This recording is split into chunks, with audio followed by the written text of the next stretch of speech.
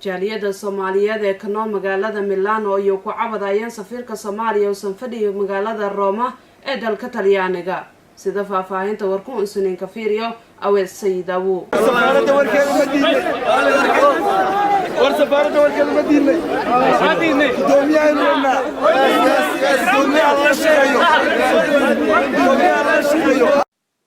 kadib markii ay ka soo gudbeen biyaha Talyaaniga iyo Liibiya iyagoo ka soo badbaaday magafiyashii arxan-laawayaasha ah oo ay saaxiibo badan ku waayeen ayaa iminka dhibanayaal u yihiin safaarada Soomaaliya ay ku leedahay magaalada Roma ee dalka Talyaaniga taasi oo caqabad ku noqotay inay qaataan baasaboorka qaxootiga dawladda Talyaaniga siiso dadka magangalya doonka ah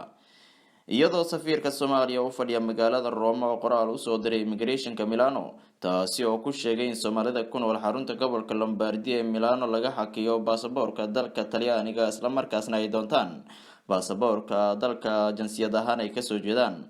arintani ayaa ka taagan magaalooyinka Milano, Torino, Bari iyo Sicilia Roma oo ah caasimadda dalka Talyaaniga ahna halka ku taala safaarada Soomaaliya lagama aqoonsano baasaboor Soomaaliya dadkana laguma xujiyo inay doontaan baasaboorka Soomaaliya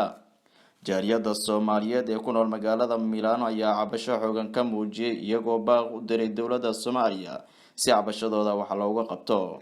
waxa la qaadanayaa total fiyachi baasaboorkii Soomaaliga ahaa hadda iyo dan waxay noo noqotay inaanaan awoodi karin oo aanan meel la ku tagi karin baasaboor Soomaaliga saala ajligeed waxaanu ka codsanaynaa dawladda federaalka Soomaaliya ra'iisul wasaaraha madaxweynaha labada gole golaha wasiirada intaba inay naga caawiyaan oo ay safaarada Soomaaliya ee Roma ku taala ay wax nagala qabtaan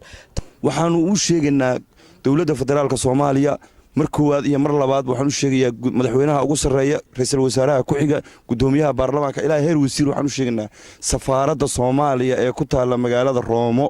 inay nagu hayso dhibkaas oo gudoomiyaha iyagana ay waxba ka hoos qaadi weeyday annaga dhibkana soo gaara kama hadasho safaarada Soomaaliyeed ee Roma waxaanu idin sheegaynaa ummadda islaamka iyo Soomaali dhamaanteed u sheegaynaa inaanu halka aan ku dulmanahay magaalada Milano haddaanu dhalinyarta joogta ee Soomaaliyeed waxa dulmiga nagu hayana uu yahay safiirkayga noo fadhiya wadanka Talyaaniga caasimadiisa magaalada Roma Italy waan ku dhibadsanahay dadka safaaradaha jooga oo Soomaalida meesha xaqan noo soo dhicin lahaayeen ayaga magafiyaal nagu noqday anagoon soo tahriibno soo dhibaatoon marka Yurub nimidna oo dawladda siisay xaqul insaan oo sharci fiican aan ka suganayna anaga dawladda Soomaaliya waxna weydiinaysaa magafaan nagu noqotay hadaan dumarka Soomaaliyeed ahayna anagu saa uma qalanno maanta waxaan halkan ugu soo baxnay Soomaalida ku nool gobolka Lombardia ee gaar ahaan Milano waxaan isku soo baxnay waxa weeyaan magafa Liibiya baan maqli jirnay waxa soo baxay magafa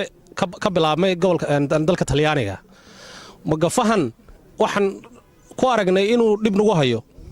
meel kalena ma ahina waxa weeyaan waa safaarada Soomaaliya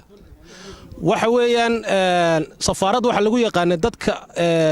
ku nool ee mas'uulka ay ka tahay wadamada ay joogto in ay ka war hayso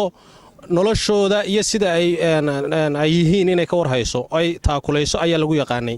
safaarad lama arag dadka bililqaysata dadka dhacda lama arag dhibaatada dhacday ee aan loo dul qaadan karin waxay ka soo askuntay dhalinyaro naftu ay ku kaliftay in ay mustaqbal raadsadaan oo noloshoodii la soo cararay u soo biimeey mustaqbalkooda in ay nolol iyo geeri mid ku raadiyaan mustaqbal ka wanaagsan kay ku noolaayeen Soomaaliya la soo cararay bad soo maray saxara soo maray magafihii ugu xumaayay ee naxariista daray ee loo ogsoon yahay ee caalamka Yurub iyo Ameerika iyo adduunka dhan meel walbaba habarta 90 jirka ah meesha fadhida dir la weydiiyay magafaha Liibiya ay taqaano naxariis darradiisa cid walba og tahay aan soo marnay waxaan inta u soo soconay in nolosheena aan wax ka bedelno waxaan nahay dhalinyaradii mustaqbalka dalka wax u tari lahaay waxaan raadinaynay inaan nolosheena inta wax ka bedelno dalkeena wax u tarno dalkeena wax u baranno sharciyo meelahan ka raadsano shaqooyin raadino reerkeena caawino waxna ku kordhino away Saydawu KHS TV Milano